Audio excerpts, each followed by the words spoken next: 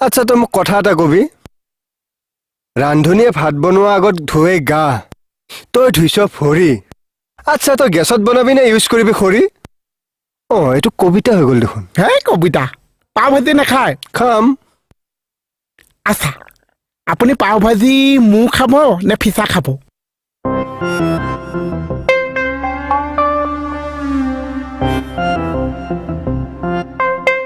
পাও ভাজিৰ ফিচা আৰু মাথা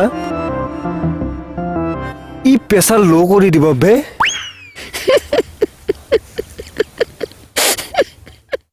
কি হৈছে টেনচন দা তই সেইটো পিছ লৰাই দিলি কিয়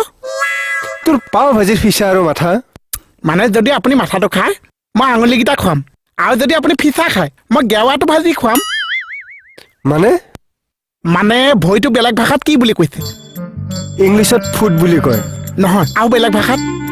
আৰু বেলেগ ভাষাত হিন্দীত পাও পাও হাও তই সেই পাও তই এই পাওৰ লগত লগ লগাই দিলি এই পাও আজি গেৱা ভাজি খুৱাম